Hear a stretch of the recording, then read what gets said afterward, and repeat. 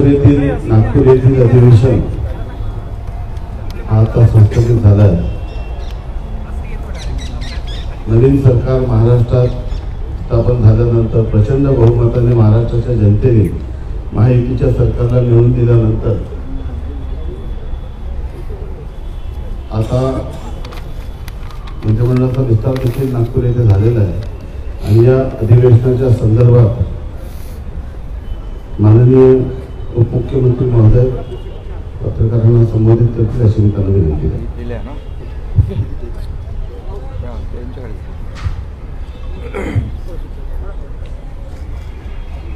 सर्वांना नवीन वर्षाच्या शुभेच्छा। लवकरच सुरू होतं ना नवीन वर्ष।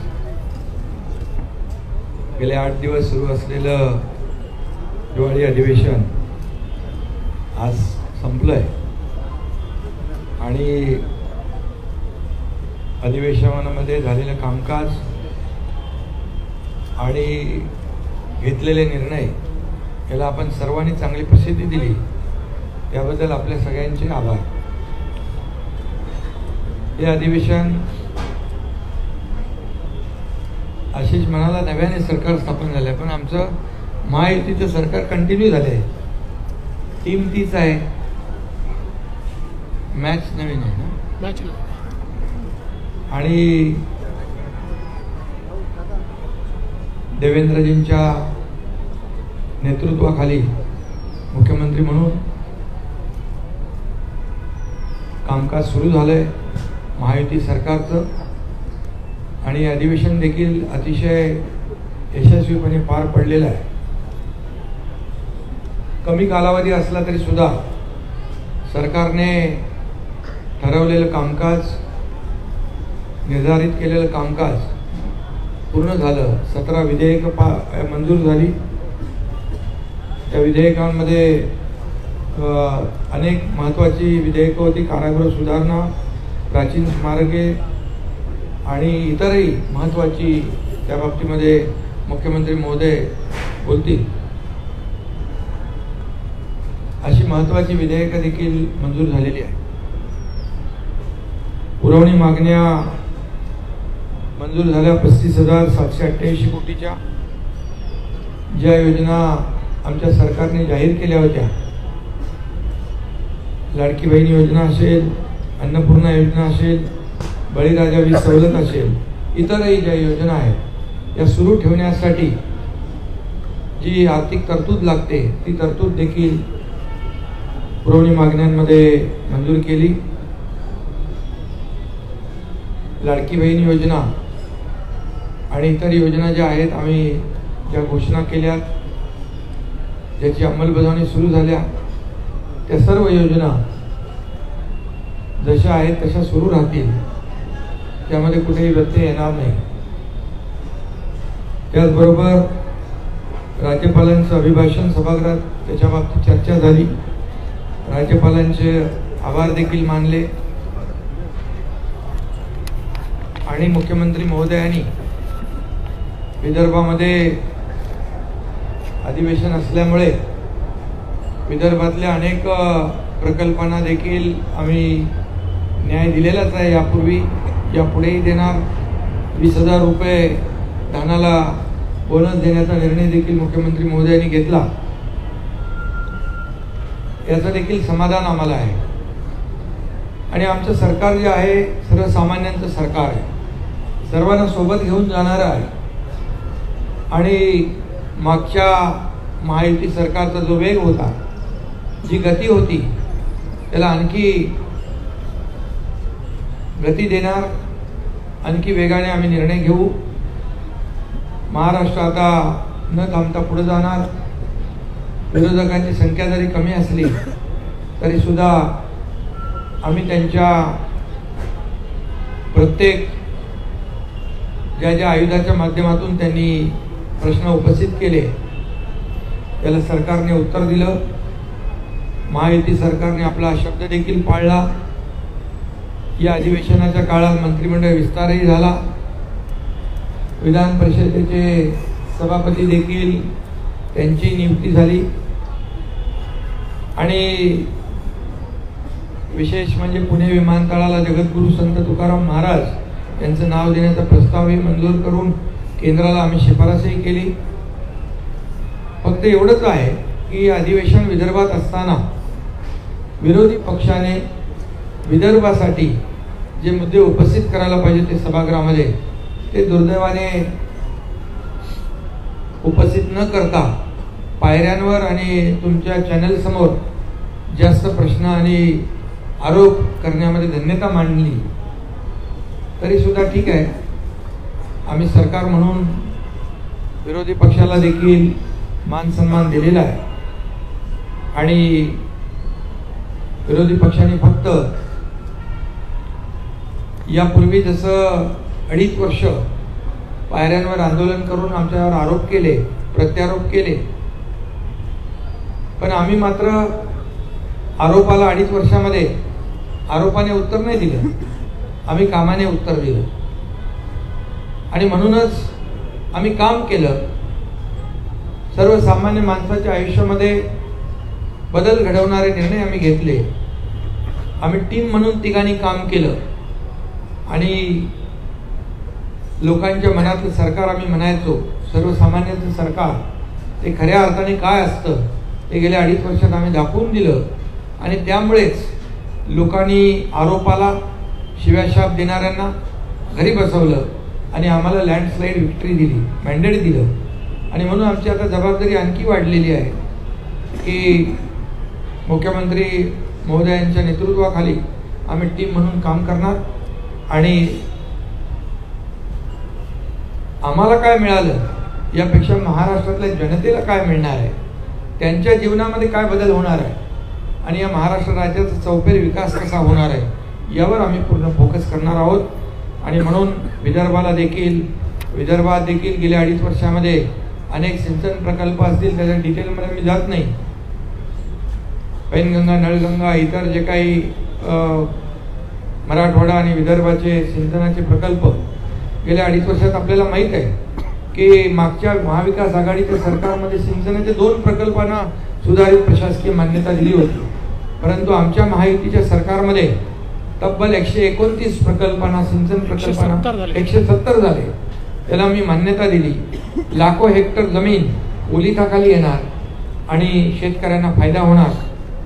म्हणून हे सरकार बळीराजाचंही आहे, त्याच्याही मागं उभं राहण्याचे निर्णय आम्ही घेतले आणि अनेक निर्णय नियमाच्या म्हणजे जे नियम निर्धारित केले त्याच्या पुढे जाऊन NDRF असेल आणि इतर निर्णय असतील, आम्ही तेही केलं शेतकऱ्यांसाठी. गेल्या 2.5 वर्षात आपल्याला माहीत आहे, मी त्याची पुनरावृत्ती करत नाही, परंतु आदरणीय प्रधानमंत्री महोदयांनी 6,000 रुपयाची जी शेतकरी सन्मान योजना दिली त्या 6,000 रुपये आम्ही टाकले गेल्या 2.5 वर्षात. 1 रुपयात पीक विमा योजना केली. मुख्यमंत्री महोदयांनी सोलर म्हणजे आपल्या सौर ऊर्जेवर भर दिला आणि शेतकऱ्यांना आता दिवसा वीज देण्याचा आमचा प्रयत्न आहे, तो आम्ही यशस्वी करतोय. आणि 7.5 HP पर्यंत वीज बिल माफ करण्याचा आम्ही निर्णय घेतला, तो लागूही केला. आणि म्हणून जे जे निर्णय आम्ही घेतले त्याची अंमलबजावणी आम्ही केली, याचं समाधान आणि खूप आम्हाला आनंद आहे. आणि म्हणून विदर्भाला न्याय मिळवून देण्यासाठी फक्त चर्चा आणि सरकारला जाब विचारण्याचं काम यापेक्षा दुसरं काही विरोधकांनी केलं नाही. पायऱ्यांवरच फक्त आता नाटकं म्हणणार नाही मी, पण ते एवढं करण्याचं काम त्यांनी केलं आणि त्याच्यामध्ये धन्यता मानली. बीडच्या आणि परभणीच्या घटनेबाबत देखील प्रश्न उपस्थित केले. मुख्यमंत्री महोदयांनी अतिशय गांभीर्याने सरकारने दोन्ही घटना गांभीर्याने घेतलेल्या आहेत आणि त्या बाबतीमध्ये सविस्तर निवेदन मुख्यमंत्री महोदयांनी केलं आणि कारवाई देखील केलेली आहे. आणि त्यामुळे या राज्यामध्ये कायदा सुव्यवस्था राखण्याचं काम सरकार करेल. गुन्हेगार किती मोठा असेल आणि कुणाच्याही ओळखीचा पाळखीचा जवळचा असेल तरी सुद्धा कुठल्याही गुन्हेगाराला पाठीशी घालण्याचं काम आमचं महायुती सरकार करणार नाही. हे राज्य कायद्याचं आहे, हे राज्य सर्वसामान्यांच्या रक्षणासाठी आहे, आमच्या माय भगिनींच्या रक्षणासाठी आहे. त्यामुळे हे राज्य जे आहे, आमचं सरकार जे आहे, हे सर्वसामान्यांच्या पाठीशी उभं राहणारं सरकार आहे. आणि त्यामुळे काही लोक म्हणाले मंत्री प्रश्नांची उत्तरं देत नाहीत, हे अधिवेशन विनोदी असल्याची टीका काही लोक करून गेले. परंतु काही लोकांनी जेव्हा मुख्यमंत्री पदाचा राजीनामा दिला होता त्यावेळेस आमदारकीचाही राजीनामा देऊ असं म्हटलं होतं. परंतु ती आमदारकी वाचवण्यासाठी फक्त पर्यटन म्हणून काही लोक येऊन जातात आणि त्यांनी हे अधिवेशन विनोदी म्हणणं म्हणजे हाच मोठा एक विनोद आहे. आणि म्हणून बाकी जाऊ द्या, मी जास्ती काही टीका करत नाही. पण हे अधिवेशन अतिशय बरं. दुसरं, आपल्या सोयाबीन आणि कापसाला सरकारने 5,000 रुपये हेक्टरी मदत केली. त्याचे 4,194 कोटी 96 लाख शेतकऱ्यांना त्याचा फायदा झाला, हेही मी या ठिकाणी नमूद करतो. आणि कांद्याच्या संदर्भात देखील मुख्यमंत्री स्वतः आपल्या केंद्र सरकारशी संबंधित मंत्री पियुष गोयल यांच्याशी संपर्कात आहेत आणि कांद्याचा भाव जो आहे तो खाली आला आहे. तो 20% जो एक्सपोर्ट ड्युटी आहे ती कमी करावी यासाठी देखील केंद्र सरकारशी आम्ही पाठपुरावा करतोय. त्यामध्ये आम्हाला नक्की यश येईल. आणि म्हणून आजचं या आठवड्याभराचं अधिवेशन जे आहे अतिशय यशस्वी झालं. आणि म्हणून मुख्यमंत्री देवेंद्रजींना देखील मी त्यांचे अभिनंदन करतो, त्यांनाही शुभेच्छा देतो. आणि आपल्या सगळ्या पत्रकारांना पुन्हा एकदा शुभेच्छा देतो की आम्ही आमच्या अधिवेशनातल्या कामकाजाला आणि एकंदरच घेतलेल्या निर्णयाला आपण चांगली प्रसिद्धी दिली. त्याबद्दल पुन्हा एकदा आपल्या सगळ्यांना धन्यवाद. जय हिंद, जय महाराष्ट्र. महायुती वंशा अभूतपूर्व यशानंतर आता महायुतीचे कॅप्टन आणि खरं म्हणजे विरोधी पक्षात असताना विदर्भाच्या प्रश्नासाठी सातत्याने झटणारे आज राज्याचे प्रमुख म्हणून या ठिकाणी आहे. आणि एक काळ असं होतं की आम्ही धानासाठी आंदोलन करत होतो, परंतु विरोधी पक्षांनी कुठल्याही शेतकऱ्यांसंदर्भात कुठलाही प्रश्न उपस्थित न करता संवेदनशील मनाने विदर्भाच्या धान उत्पादक शेतकऱ्याला बोनस देणारे राज्याचे प्रमुख मुख्यमंत्री महोदय यांना मी विनंती करतो की त्यांनी संबोधित करावं. आपल्या सर्वांचं या पत्रकार परिषदेमध्ये मी मनपूर्वक स्वागत करतो. पहिल्यांदाच कुठली वेगळी बातमी बनू नये म्हणून स्पष्टीकरण करतो की राज्याचे आमचे दुसरे सहकारी आणि उपमुख्यमंत्री अजितदादा पवार हे दुपारीच माझी परवानगी घेऊन बीड आणि परभणी या दोन्ही ठिकाणी ज्या घटना झालेल्या आहेत त्या घटनेमध्ये जे पीडित आहेत त्यांची भेट घेण्याकरता त्या ठिकाणी गेलेले आहेत, म्हणून ते पत्रकार परिषदेत उपस्थित नाहीत. अन्यथा अजितदादा नाराज अशा प्रकारची बातमी कृपया लावू नये. आताच माननीय एकनाथराव शिंदेजींनी आपल्या समोर संक्षिप्त अशा प्रकारचा आढावा ठेवलेला आहे. हे अधिवेशन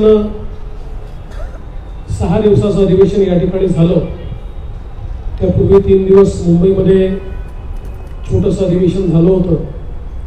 आणि आपल्याला कल्पना आहे की प्रत्येक 5 वर्षाने जेव्हा नव्याने निवडणूक होते त्यावेळी पहिलं अधिवेशन हे छोटं अधिवेशन असतं, कारण ते केवळ पुरवणी मागण्यांपुरतं अधिवेशन असतं.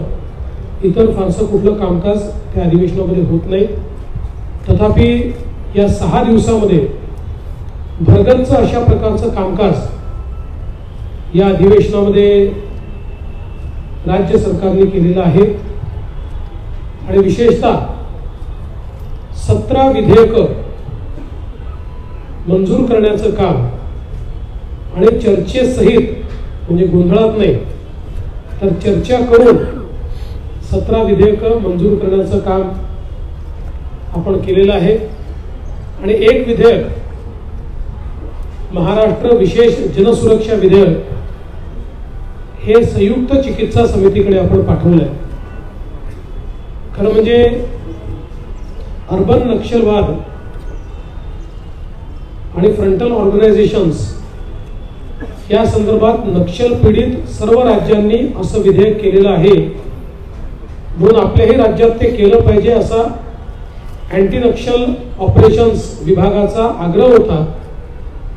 म्हणून आपण ज्यावेळेस शिंदे साहेब मुख्यमंत्री होते आणि मी गृहमंत्री होतो त्यावेळेसच आपण याचा मसुदा तयार केला होता.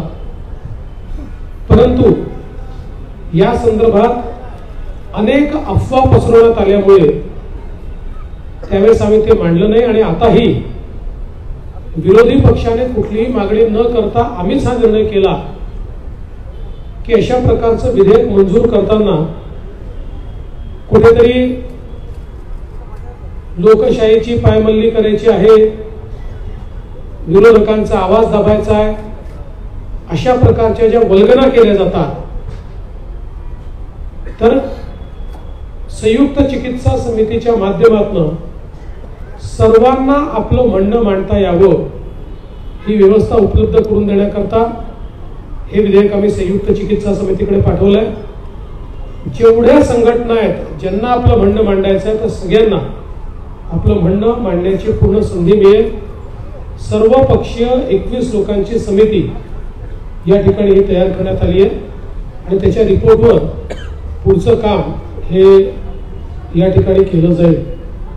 आपल्याला कल्पना आहे की जवळपास 35,000 कोटी रुपयाच्या मागण्या या आपण या ठिकाणी मांडलेल्या आहेत. यामध्ये साधारणपणे सार्वजनिक बांधकाम विभागाकरता 7,490 कोटी रुपये, कृषी विभागाकरता 2,147 रुपये, उद्योग ऊर्जा कामगार आणि खनिकर्म विभागाकरता 4,112 कोटी रुपये असे ठळक आपण निधी दिलाय. ज्यामध्ये आमची जी फ्लॅगशिप योजना आहे मुख्यमंत्री बळीराजा वीज सवलत योजना त्याच्याकरता 3,500 कोटी रुपयाची तरतूद करण्यात आली आहे. मुख्यमंत्री माझी लाडकी बहीण योजना याकरता 1,400 कोटी रुपयाची तरतूद करण्यात आलेली आहे.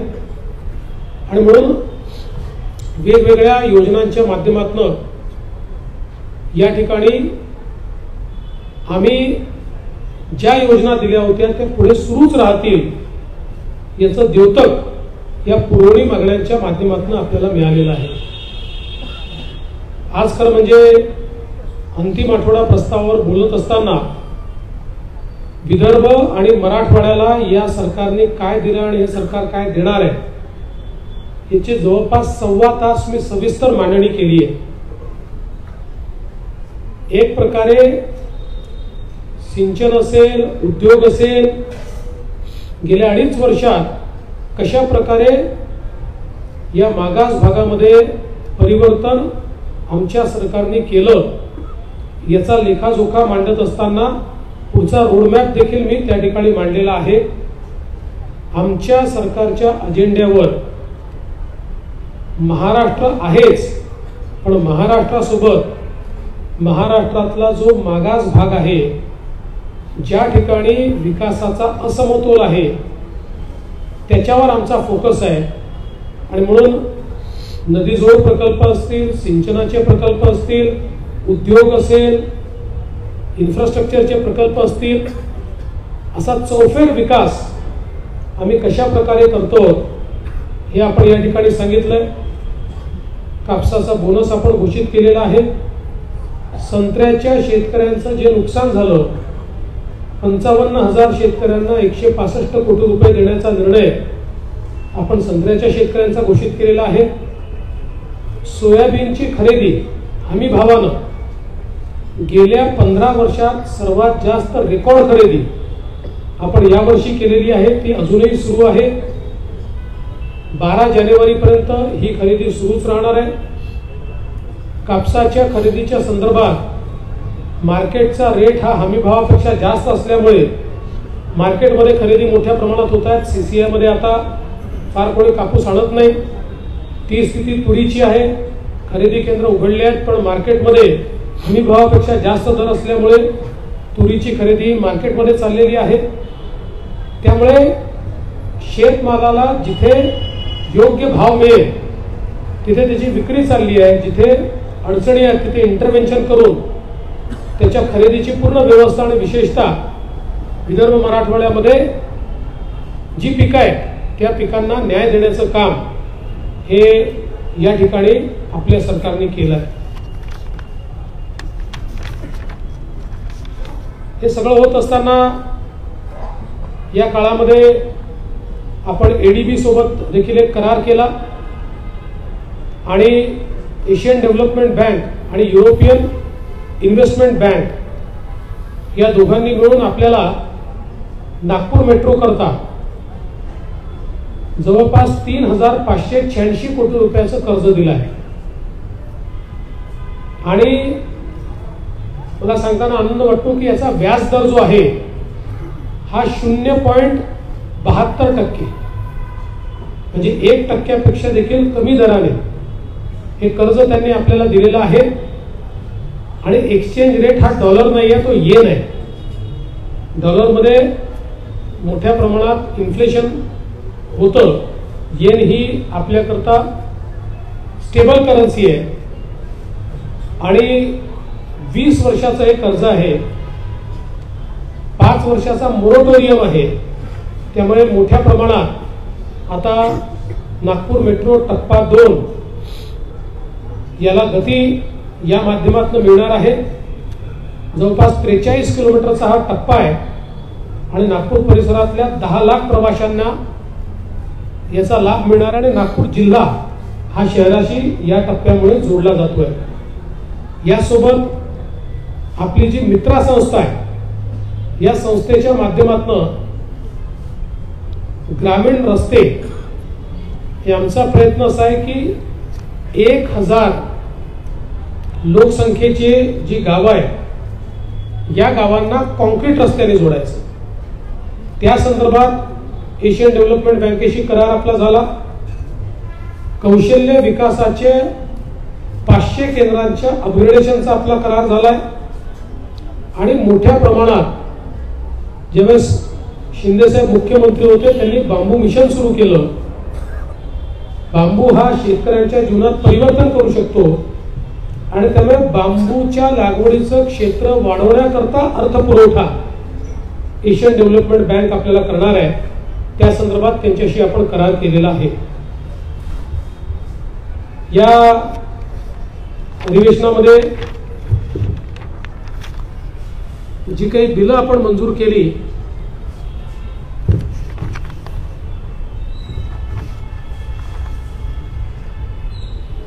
त्यातली काही बिलं अत्यंत महत्त्वाची आहेत, ज्याच्यामध्ये तुकडेबंदीच्या कायद्यामध्ये आपण परिवर्तन केल्यामुळे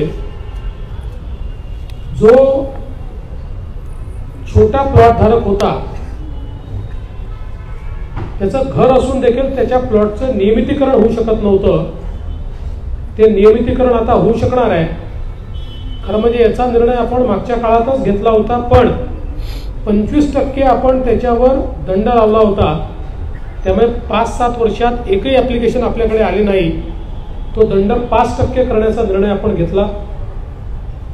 महाराष्ट्र राज्य कौशल्य विद्यापीठ जे आहे या विद्यापीठाला रतन टाटांचं नाव देण्याचा कायदा हा आपण या ठिकाणी मंजूर केलेला आहे.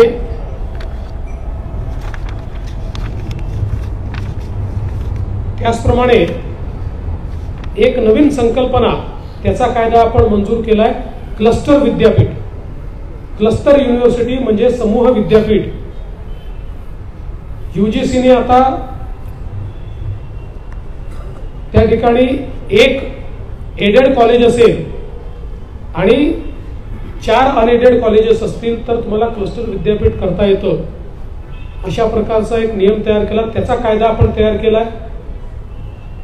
दुसरं, महाराष्ट्र खासगी विद्यापीठे यामध्ये 3 नवीन विद्यापीठ आपल्याकडे होत आहेत आणि त्यातलं एक जे पुण्याला नयनता विद्यापीठ होत आहे याचा कायदा आपण केला आहे. महाराष्ट्रातल्या आणि देशातल्या 10 प्रमुख उद्योजकांनी एकत्रित येऊन सेक्शन 8 कंपनी तयार केली, नॉन प्रॉफिट कंपनी तयार केली आणि या लोकांनी हैदराबादमध्ये जमीन घेऊन तिथे हे विद्यापीठ तयार करायचा निर्णय घेतला होता. मी स्वतः त्यांना विनंती केली की तुम्ही महाराष्ट्रात करा आणि तुम्हाला वेगानं सगळ्या प्रकारच्या मान्यता देऊ, आणि त्यांनी ते मान्य केलं आणि आता त्यांचं विद्यापीठ सुरू होत आहे. हे देशातलं एक आगळं वेगळं आणि ज्यामध्ये अत्यंत चांगल्या प्रकारचे वेगळ्या प्रकारचे कोर्सेस असतील आणि जागतिक विद्यापीठाशी कॉम्पिटिशन करू शकेल अशा प्रकारचे विद्यापीठ आता पुण्यामध्ये तयार होत आहे. दुसरं, आपण आपल्या गड किल्ल्यांवर जे लोक घाण करतात, दारू पितात, त्यांच्याकरता शिक्षा वाढवण्याच्या संदर्भात आपण विधेयक पास केलं. हैदराबाद इनामे व रोज अनुदाने या संदर्भातला कायदा मंजूर केला, ज्यामुळे मराठवाड्यामध्ये ज्या जमिनीवर लोक बसलेले आहेत आणि ते कुठेतरी निजामाच्या काळाच्या जमिनी असल्यामुळे त्यांना वर्ग 2च्या जमिनी म्हणून ट्रीट केलं जातं, त्या वर्ग 1च्या म्हणजे त्याची मालकी त्या लोकांना देण्याचा निर्णय आपण केला. धाराशिव सारखं पूर्ण शहर हे वर्ग 2च्या जमिनीवर आहे, आता त्यांना वर्ग 1च्या जमिनीत ते कन्व्हर्ट करून घेता येईल. त्याचसोबत महाराष्ट्र आपलं जे नॅशनल लॉ स्कूल आहे छत्रपती संभाजीनगरचं, त्याच्या नावामध्ये बदल करून औरंगाबादच्या ऐवजी छत्रपती संभाजीनगर करणं असेल. आणि एक अत्यंत महत्त्वाचं विधेयक महाराष्ट्र कारागृह व सुधार सेवा विधेयक, आपल्याकडे 1894 आणि 1900 म्हणजे जवळजवळ 125 वर्षापूर्वीचं कारागृह विधेयकावरच आपले कारागृह प्रशासन हे काम करत होतं. आता इतक्या 125 वर्षानंतर नवीन अशा प्रकारचा हा कायदा आपण या ठिकाणी तयार केलेला आहे. त्यामुळे मोठ्या प्रमाणात या अधिवेशनामध्ये आम्ही काम केलं आहे आणि विशेषतः विदर्भ मराठवाड्याच्या हिताचे अनेक निर्णय, शेतकऱ्यांच्या हिताचे निर्णय, सर्वसामान्यांच्या हिताचे निर्णय घेण्याचं काम या अधिवेशनामध्ये आम्ही केलेलं आहे. आपण सर्वांनी या अधिवेशनाला जी प्रसिद्धी दिली त्याबद्दल आपल्या सर्वांचे आभार मानतो. आणि काही 1-2 प्रश्न असतील तर आपण ते करूया.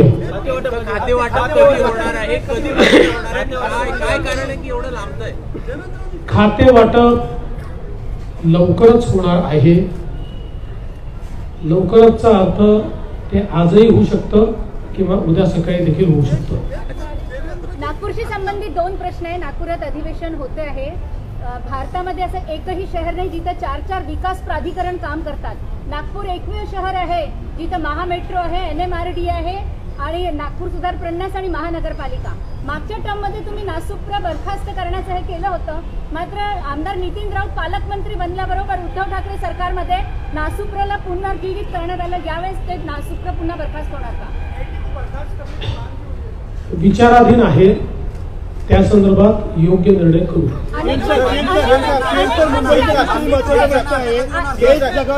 मुंबई महानगरपालिकेने बेस्ट प्रशासनाला सांगितलेलं आहे की तुम्ही निधी आमच्याकडे मागू नका, सरकारकडे निधी मागा. सरकारची बेस्ट प्रशासनासाठी भूमिका काय असणार? बेस्ट ही मुंबईची लाईफलाईन आहे. अनेक मुंबईकरांना ती सेवा देते. एकनाथराव शिंदे साहेब जेव्हा मुख्यमंत्री होते तेव्हा बेस्टला बसेस घेण्याचा निर्णय देखील आपण केलेला आहे. मोठ्या प्रमाणात नवीन बसेस घेण्याकरता ऑर्डर देखील प्लेस केलेली आहे. आणि बेस्ट ही नीट चालली पाहिजे याकरता राज्य सरकारही मदत करेल आणि महानगरपालिकेलाही मदत करायला सांगेल.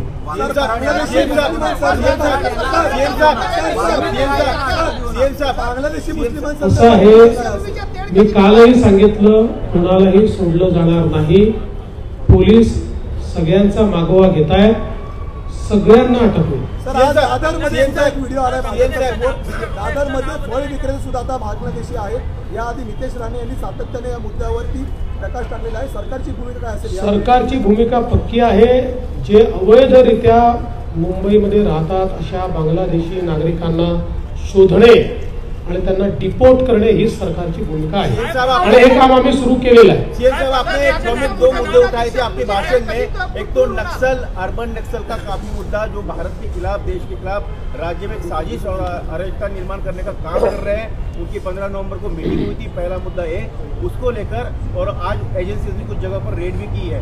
दूसरा, और टेरर फंडिंग को लेकर जिस चुनाव में जिस तरह से प्रयास किया गया, उन दोनों प्रश्नों पर आपसे जवाब दें। देखिए, अर्बन नक्सल के मामले में मैंने ये बात कही है कि राहुल गांधी इन्होंने चुनाव में भारत जोड़ो अभियान इसका इस्तेमाल किया। तकरीबन 180 संगठनाएं इसमें काम कर रही थी। इनमें से कई संगठनाएं ये फ्रंटल ऑर्गेनाइजेशन, जिसको बोली भाषा में अर्बन नक्सल कहते हैं, फ्रंटल ऑर्गेनाइजेशन के रूप में काम करती है। और मैंने महाराष्ट्र की असेंबली में सबूतों के साथ ये कहा कि हमने इनको फ्रंटल ऑर्गेनाइजेशन नहीं ठहराया। 2010 में, 2011 में, 2013 में और 2014 में महाराष्ट्र में जब उस समय की कांग्रेस एनसीपी की सरकार थी और केंद्र में भी जब यूपीए की सरकार थी, उस समय महाराष्ट्र की असेंबली में आर पाटिल साहब ने दिए हुए जवाब हो या केंद्र में केंद्रीय मंत्री ने दिए हुए जवाब हो, उन जवाबों में जो लिस्ट दी हुई है फ्रंटल ऑर्गेनाइजेशंस की, उसी लिस्ट में से कई ऑर्गेनाइजेशंस ये भारत जोड़ो अभियान का पार्ट है। और सबूत के तौर पर हमारे पास चुनाव के समय की कई निमंत्रण पत्रिकाएं हैं जो इन ऑर्गेनाइजेशन ने महाविकास आघाड़ी के लिए निकाली हुई है। इसलिए भारत जोड़ो अभियान में बड़े पैमाने पर जो लोग काम कर रहे हैं ये फ्रंटल ऑर्गेनाइजेशंस है, ऐसा हम नहीं, यूपीए की सरकार ने और उस समय की कांग्रेस एनसीपी की सरकार ने अपने रिपोर्ट्स में कहा है। यही बात मैंने सामने लाई है।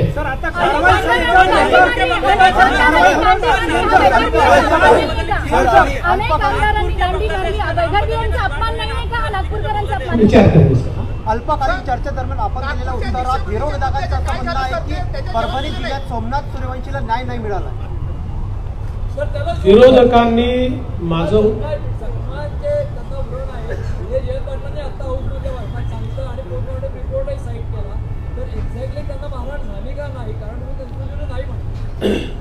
मला असं वाटतं की माझं भाषण जयंत पाटलांनी नीट ऐकलं असतं तर हे प्रश्न त्यांनी निर्माण केले नसते। मी 3 गोष्टी सांगितल्या। पहिली गोष्ट, 2 वेळा मॅजिस्ट्रेट समोर मॅजिस्ट्रेटने त्यांना विचारलं तुम्हाला मारहाण झाली आहे का? त्यांनी सांगितलं नाही। ही पद्धत असते, विचारावं लागतं, ते मॅजिस्ट्रेटनी त्यांना ते नोंदवावं लागतं, ते नोंदवून ठेवलेलं आहे।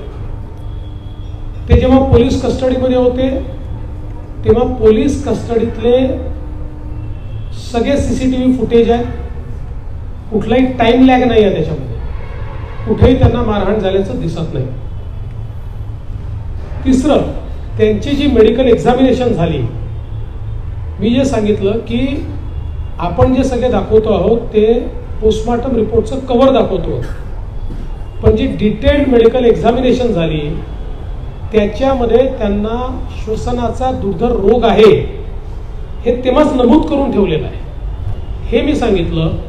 तथापि एवढं सगळं झाल्यानंतर ते जेलमध्ये असताना, पोलीस स्टेशनमध्ये असताना नाही, जेलमध्ये असताना त्यांचा मृत्यू झाला आणि पोस्टमॉर्टम रिपोर्टच्या फ्रंट पेजवर मल्टिपल इंजुरीज असं लिहिलेलं असल्यामुळेच आपण त्याची न्यायालयीन चौकशी करतो आहोत की ज्या न्यायालयीन चौकशीतनं सत्य काय हे बाहेर आलं पाहिजे, हे लपवण्याचं कुठलंही कारण नाहीये। राहुल गांधी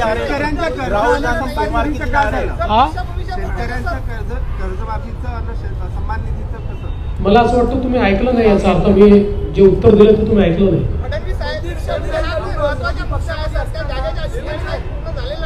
फ्रंटल संघटना आहे त्याच्यावर कारवाई करणार आहे का महायुतीचं सरकार आता? नाही, असं आहे की त्या संदर्भातल्या काही याच्यावर मागच्या काळात कारवाई झालेली आहे, काही UAPAच्या माध्यमातून काही कारवाई झालेली आहे. त्यामुळे जिथे आवश्यकता असेल तिथे कारवाई होईलच.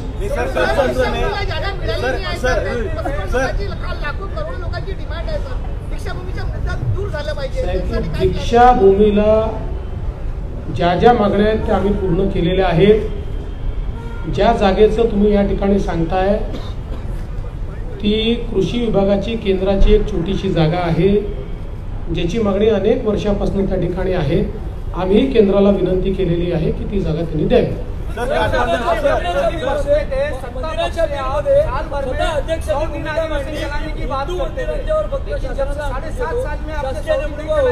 अन्य धर्मीय प्रार्थना स्थळांच्या किंवा ट्रस्टच्या वर सरकारी लोक नेमले जातील का आणि तुमचं त्याच्यावर काय मत आहे? असं आहे की मुळामध्ये जे काही आपले मंदिरं असतील किंवा इतर धार्मिक स्थळं असतील यांच्या कंट्रोलचे वेगवेगळे कायदे आहेत. मुस्लिमांकरता वक्फ आहे, काही ठिकाणी ट्रस्ट आहेत आणि काही ठिकाणी आपण कायदे केलेले आहेत. त्याच्यामुळे त्याच पद्धतीनं आपण आता चाललो आहोत. पण अध्यक्षांनी एक महत्त्वाची गोष्ट लक्षात आणून दिलेली आहे, त्याचा कायदेशीर अभ्यास करावा लागेल. हमेशा मांग करते थे कि 100 दिन अधिवेशन साल भरते, लेकिन आपके 7.5 साल का रिकॉर्ड है कि 100 दिन एक भी बार नहीं चला है. 100 दिन नहीं चला, लेकिन पिछली सरकारों के तुलना में सबसे ज्यादा दिन हमने चलाया. और प्रॉब्लम तो ये है कि विरोधी पक्ष के लोग पहले दिन मांग करते कि 2 हफ्ते और बढ़ाया जाए, और जब 2 हफ्ते हो जाते हैं तो आधे बेंचेस विरोधी पक्ष के खाली होते हैं. हमको प्रॉब्लम आता है कि कोरम जितने भी लोग वहाँ उपस्थित नहीं होते. तो हमने तो हमेशा प्रयास किया और आगे भी हमारा प्रयास रहेगा. और मैं आज भी आपको बताता हूँ, हमारे 7 सालों का हिसाब निकालिए. उद्धव जी ने तो चलाए नहीं, 2-3 दिन चलाते थे, लेकिन हमारे 7 सालों का हिसाब निकालिए. देश के किसी भी विधानसभा से ज्यादा, किसी भी विधानसभा से ज्यादा हमने महाराष्ट्र की विधानसभा चलाई. चला सगळ्यांचे फार फार धन्यवाद.